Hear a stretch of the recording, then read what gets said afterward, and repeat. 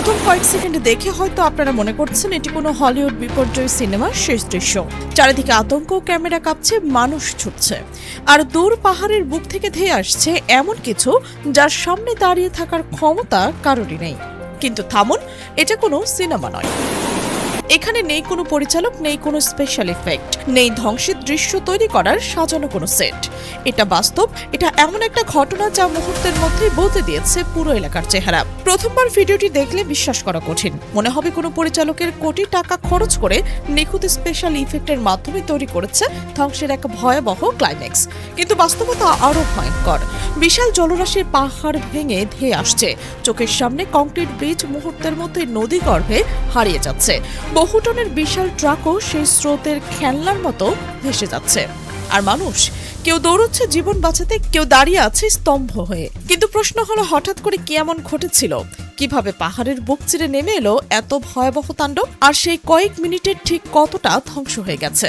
আজকের ভিডিওতে আমরা দেখব সেই ভয়াবহ ঘটনার পুরো চিত্র, যে বাস্তবতা সিনেমার সবচেয়ে ভয়ঙ্কর দৃশ্যকেও হার মানাবে। শুরু থেকে জানি সেই শ্বাসরুদ্ধকর ঘটনা।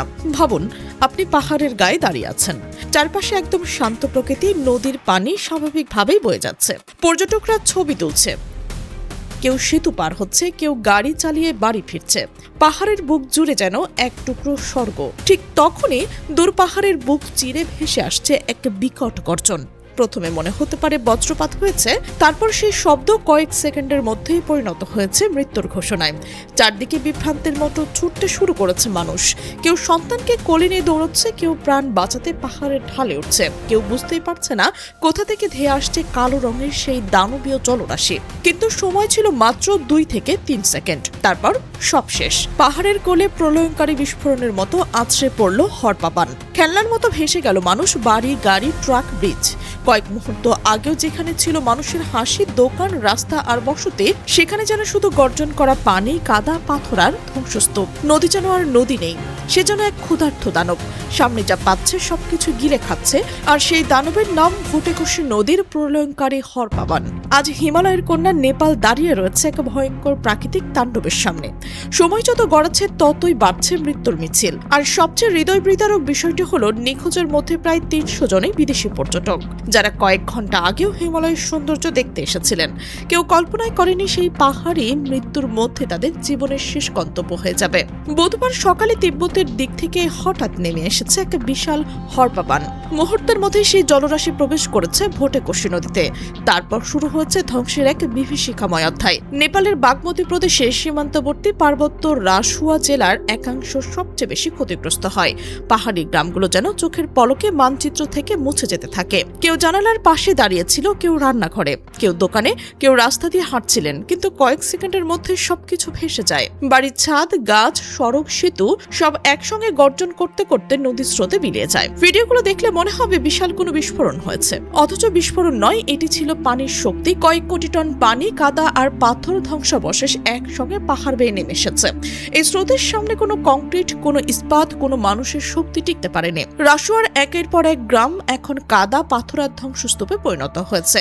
কোথাও শুধু ছাদের একটা অংশ দেখা যাচ্ছে, কোথাও পুরো বাড়িটি নেই, কোথাও আবার একটি গাছের ডাল ঝুলছে মানুষের কাপড় কিংবা গাড়ির ভাঙা অংশ নিয়ে। মানুষ মরিয়া হয়ে ধ্বংসস্তূপ ঘুরে খুঁজছে স্বজনদের। কেউ মায়ের খোঁজে, কেউ সন্তানের খোঁজে, কেউ ভাইকে ডাকছে, কেউ স্ত্রীর নাম ধরে কাঁদছে। অনেকেই জানেন না তাদের পরিবারের সদস্যরা বেঁচে আছেন নাকি সেই স্রোতের সঙ্গে হারিয়ে গেছেন।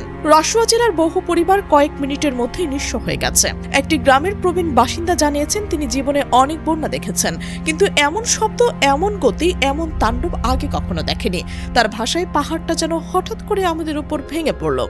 একদিকে নিখোঁজ বিদেশি পর্যটকদের সন্ধান শুরু হয়েছে আন্তর্জাতিক উদ্বেগ, কারণ হিমালয়ের এই অঞ্চলটি বহু দেশের পর্যটকদের কাছে অত্যন্ত জনপ্রিয়। কেউ ট্রেকিং করছিলেন, কেউ সীমান্ত ভ্রমণে ছিলেন, কেউ আবার পাহাড়ি নদীর সৌন্দর্য দেখতে এসেছিলেন। মুহূর্তের মধ্যে তাদের সঙ্গে যোগাযোগ বিচ্ছিন্ন হয়ে যায়। এর মধ্যে উদ্ধার অভিযান চলছে নেপালের সেনাবাহিনী এবং বিপর্যয় মোকাবেলা বাহিনী। পাহাড়ি দুর্গম এলাকায় পৌঁছতে ব্যবহার করা হচ্ছে হেলিকপ্টার। আকাশ পথে আটকা পড়ছে মানুষের উদ্ধার করা হচ্ছে। কিন্তু প্রকৃতির এই তাণ্ডবের সামনে উদ্ধারকারীরাও বারবার চ্যালেঞ্জের মুখে পড়ছে। হেলিকপ্টার যখন পাহাড়ের উপর চক্কর দিচ্ছে, নিচে তখন শুধু ধ্বংসস্তূপ আর গর্জন করা নদী। কোথাও একটি ছাদের উপর দাঁড়িয়ে সাহায্যের জন্য হাত নাড়ছে মানুষ, কোথাও আবার পাহাড়ের ঢালে আটকা পড়ছে কয়েকজন পর্যটক। উদ্ধার কর্মীদের জন্য প্রতি মিনিট এখন জীবন আর মৃত্যুর পার্থক্য। সবচেয়ে বেশি ক্ষতিগ্রস্ত হয়েছে নেপালের উত্তরাঞ্চলের জেলাগুলো। যোগাযোগ সম্পূর্ণ বিচ্ছিন্ন, অনেক এলাকার সড়কই আর নেই। যেখানে রাস্তা ছিল সেখানে শুধু নদীর নতুন গতিপথ। পাহাড় ধসে তৈরি হয়েছে নদীর খাত। অনেক গ্রাম এখন পুরোপুরি বিচ্ছিন্ন দ্বীপের মতো। অনেক জায়গায় বিদ্যুৎ না থাকায় যোগাযোগ ব্যবস্থা ভেঙে পড়েছে। পরিস্থিতি এতটাই ভয়াবহ যে জরুরি বৈঠকে বসেছেন নেপালের প্রধানমন্ত্রী বালেন্দ্র শাহ। তার নির্দেশে সেনাবাহিনীর পাশাপাশি মেডিকেল টিম, স্কাউট এবং রেড ক্রসের উদ্ধার অভিযান যুক্ত করা হয়েছে। আহতদের দ্রুত চিকিৎসা দেওয়ার চেষ্টা চলছে। কিন্তু পাহাড়ি এলাকায় পৌঁছানোই এখন সবচেয়ে বড় যুদ্ধ। এখন আসি সেই প্রশ্নের উত্তরে, হঠাৎ এত বড় হরপাবান কোথা থেকে এলো? প্রাথমিক তথ্য বলছে এই বিপর্যয়ের পেছনে রয়েছে একটি লেক ফাটা ঘটনা। অর্থাৎ হিমালয়ের উঁচু এলাকায় জমে থাকা একটি হিমালয়ের হ্রদ ভেঙে বিপুল পরিমাণ পানি একসঙ্গে নিচে নেমে আসে। কয়েক মিনিটের মধ্যেই সেই পানি পাহাড়ি নদীগুলোকে রূপ দেয় প্রলয়ঙ্কারী স্রোতে। বিশেষজ্ঞরা বলছে হিমবাহের পাশে তৈরি হওয়া এই ধরনের হ্রদগুলো জলবায়ু পরিবর্তনের কারণে ক্রমশ ঝুঁকিপূর্ণ হয়ে ওঠে। একবার সেই প্রাকৃতিক বাঁধ ভেঙে গেলে কয়েক কোটি ঘনমিটার পানি একসঙ্গে নিচে নেমে আসে। আর তখন পাহাড়ি নদী আর নদী থাকে না, পরিণত হয় ধ্বংসের মহাসড়কে। নেপালে ঠিক সেইটি হয়েছে। রাসুয়া জেলার মানুষকে ভোটেকশি নদীর তীর ছেড়ে নিরাপদ স্থানে চলে যাওয়ার নির্দেশ দেওয়া হয়েছে। তিব্বত সীমান্তবর্তী 5টি জেলায় জারি করা হয়েছে উচ্চ সতর্কতা, কারণ আশঙ্কা করা হচ্ছে আরও পানি নেমে আসতে পারে।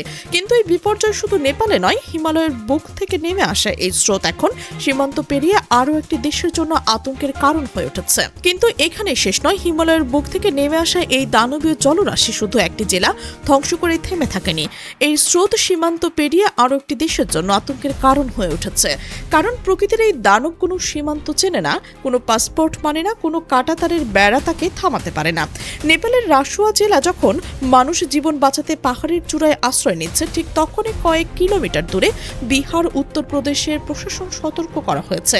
কারণ যে নদী আজ নেপালকে কাঁদাচ্ছে, সেই নদীর পানি আগামী ঘটনাগুলো ভারতের বিস্তীর্ণ জনপদের দিকে ধেয়ে আসতে পারে। ভোটেকশি নদীর জন্ম তিব্বতের হিমবাহ অঞ্চলে। পৃথিবীর ছাদ থেকে পরিচিত সেই বরফ ঢাকা মালভূমি থেকে নদীটি নেমে আসে নেপালে। এরপর পাহাড় কেটে প্রচন্ড গতিতে ছুটে ছুটে একসময় গিয়ে মিশে যায় ত্রিশুলি নদীর সঙ্গে। ত্রিশুলির সঙ্গে মিলিত হওয়ার পর নদীটির নাম হয়েছে গণ্ডক। সেই গণ্ডক সীমান্ত পেরিয়ে ভারতে প্রবেশ করে, শেষ পর্যন্ত গিয়ে মিশে যায় গঙ্গা নদীতে।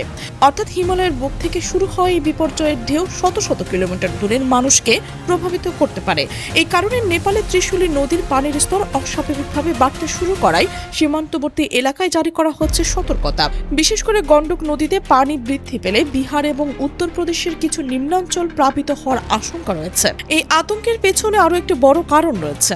কারণ গত বছরও নেপালে এই ধরনের ভয়ঙ্কর হরপাবান সাক্ষী হয়েছে। সেই সময় নেপাল এবং চীনের মধ্যে সংযোগকারী ঐতিহাসিক ফ্রেন্ডশিপ ব্রিজ মুহূর্তের মধ্যেই ভেঙে নদীতে ফেসে যায়। বাণিজ্য কার্যক্রম মারাত্মকভাবে ব্যাহত হয় সেই ঘটনায় বিশ্বজুড়ে। কিন্তু এবারের দৃশ্য আরো ভয়ঙ্কর বলে মনে করছে অনেকেই। কারণ এবার শুধু একটি সেতু নয়, পুরো জনপদ বিপর্যস্ত হয়েছে। সামাজিক যোগাযোগ মাধ্যমে ছড়িয়ে পড়া ভিডিওগুলোতে দেখা যাচ্ছে বিশাল কংক্রিটের ব্রিজ কয়েক সেকেন্ডের মধ্যেই ভেঙে পড়েছে। বহু টনের ট্রাক নদীতে খেলনার মতো ঘুরছে। পাহাড়ের ঢাল ভেঙে নদীর মধ্যে পড়ছে আর মানুষ মরিয়া হয়ে উঁচু জায়গায় উঠে প্রাণ বাঁচানোর চেষ্টা করছে। প্রতিটি ঘন্টা পার হওয়ার সঙ্গে সঙ্গে স্বজনদের উদ্বেগ আরো বাড়ছে। কেউ হাসপাতালের সামনে অপেক্ষা করছে, কেউ উদ্ধার শিবিরে গিয়ে নামের তালিকা খুঁজছে, কেউ আবার নদীর তীরে দাঁড়িয়ে শেষ অংশটুকু আঁকড়ে ধরে আছে। আর পুরো নেপাল এখন তাকিয়ে রয়েছে পাহাড়ের দিকে। আবার কি কোনো গর্জন শোনা যাবে? আবার কি কোনো হিমালয়ের হ্রদ ভেঙে পড়বে? আবার কি কোনো নদী মৃত্যুর দানবে পরিণত হবে? এই প্রশ্নগুলোর উত্তর এখনো কেউ জানে না। কারণ এই গল্প এখনো শেষ হয়নি। হিমালয়ের বুক থেকে নেমে আসা সেই দানবীয় স্রোত এখনো পুরো অঞ্চলের আতঙ্ক করে রেখেছে। আর নেপালের মানুষ এখনো লড়ছে প্রকৃতির সবচেয়ে নির্মম পরীক্ষার বিরুদ্ধে। আজকের এই বিপর্যয় শুধু একটি দেশের দুর্ভাগ্যের গল্প নয়, এটি একটি সতর্কবার্তা। পাহাড়ের নীরবতা সবসময় নিরাপত্তার প্রতীক নয়। কখনো কখনো সেই নিরাপত্তার আড়ালে লুকিয়ে রয়েছে কয়েক সেকেন্ডের মধ্যেই সবকিছু বদলে দেওয়ার মতো এক প্রলয়ঙ্কারী শক্তি।